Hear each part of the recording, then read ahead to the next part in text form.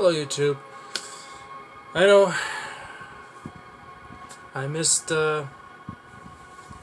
one posting already earlier this week. I couldn't because it was a special time for me. But anyway, I'm gonna continue on with my world building talking points. This time it's a little more scripted, so I'll have hopefully a better answers for you guys. And this video won't be as long as last time. So I looked at it, it was like 22 minutes. Anyway, so once again I went through that list of fantasy world reference, and I picked out 10 points that I'll be talking about. And again, this video is just to give you an idea on how to do world build yourself. I tried to post the full length document on YouTube, and it was too much, so I will probably have to do this a little bit at a time, and I will post these bullet points in the description so you guys can see them yourself. So now that's out of the way, on to the bullet points. First one is Prevalence of Magic users. I went through and I thought about how prevalent I want magic to be in my fantasy world, and I came up with the idea of about 10 to 20%. So, and that's depending on location. So, maybe in a city of 10,000, that'd be 100 people that can use magic. Just an example. Bullet point number 2: society's perception of magic. In other words, how do they look at it? Is it feared? Is it liked? Is it praised?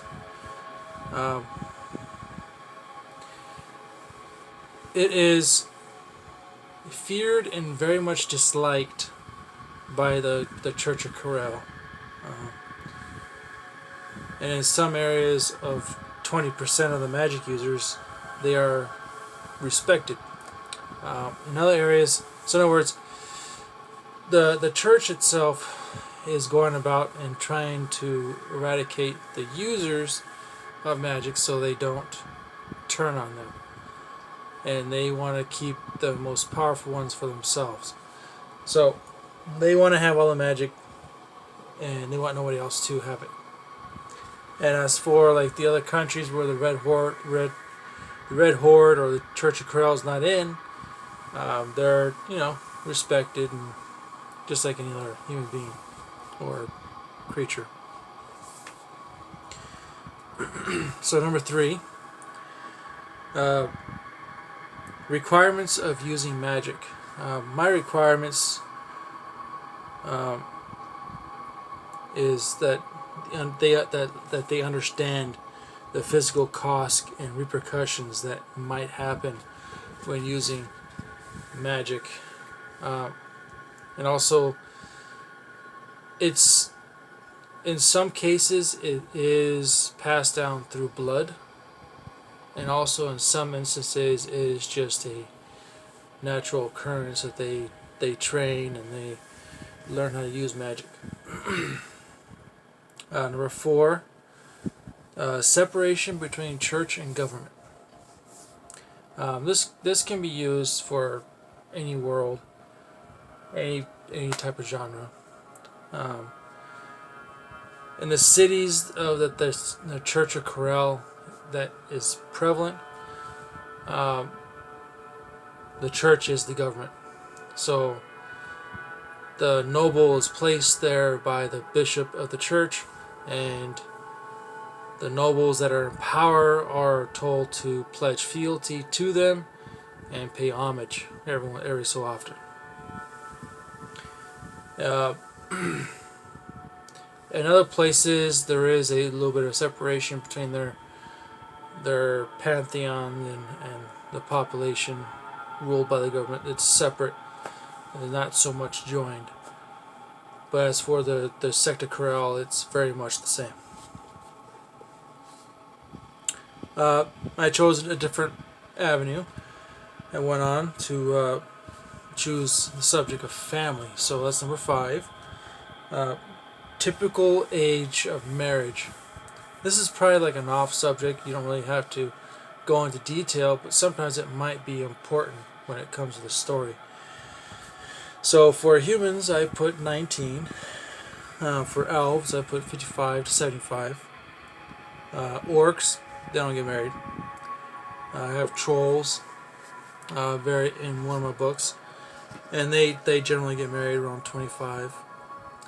Satyrs and fauns are both 20, so at age 20 they get married, or their marrying age. Number 6 is races and species. So I have one race that I came up with. It's the firstborn, which is alphas, and below them, the alphas, when they intermingled with other races, they created sub races. So they created the halflings and the elves and the dark elves. The orcs, there's 2 sub races that go with them. There's the orcmen, which is a very interesting subject. I do talk about it on my channel. If you want to listen to that part, where they come from, go look that video up. And then the banes. The banes are mostly controlled by the dragon. Then there's trolls. I have humans, of course, dwarves, and dragons for a short period of time. So number 7 is weather. In my fantasy world, there is, typical weather patterns. There's the 4 seasons, but the thing is, when you get closer to the middle part of the world, the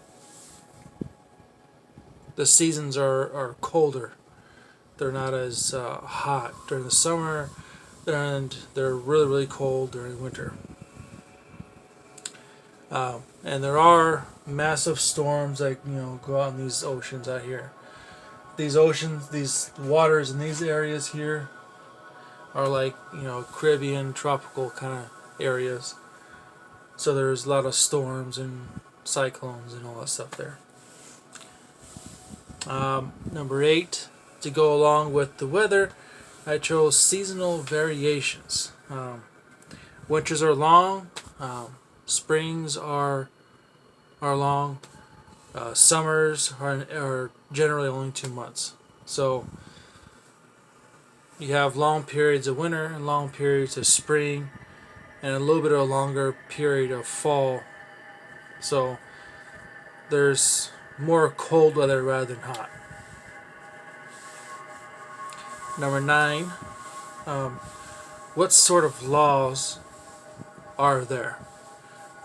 If we're going to be talking about Aelin, Kingdom Aelin, so there's a couple of laws I came up with that would fit in this category of talking about the Kingdom of Aelin. No commoner is allowed into the inner court of the city, of the castle itself, inner courtyard. No commoners allowed in noble-run taverns. So if there's a noble that has an establishment that he manages or he controls, no commoner with no connection to noble blood is allowed in there. Only people who have a status are allowed to go into this tavern. Trade is done only through guilds, and in my world, in this hemisphere of the world, there's only 11 guilds that are permitted to have trade around the park. So lastly, number 10 is, what do people do for amusement? And this is also referring to the Kingdom of Aelin. So in Aelin, you have races, you have theater, you have gambling, you have hunting, of course, you have gladiator tournaments, and you have parties. But the only ones that do parties are the wealthy, because they're the ones that can afford it.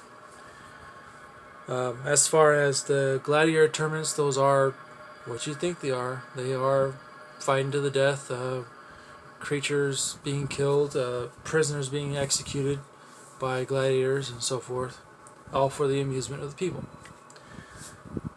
So, these are just 10 points that you can look through and you can decide what you want in your world. I hope they allowed the creative juices to flow, and hope that you got some sort of inspiration from them. Thank you for watching, guys, and keep being creative.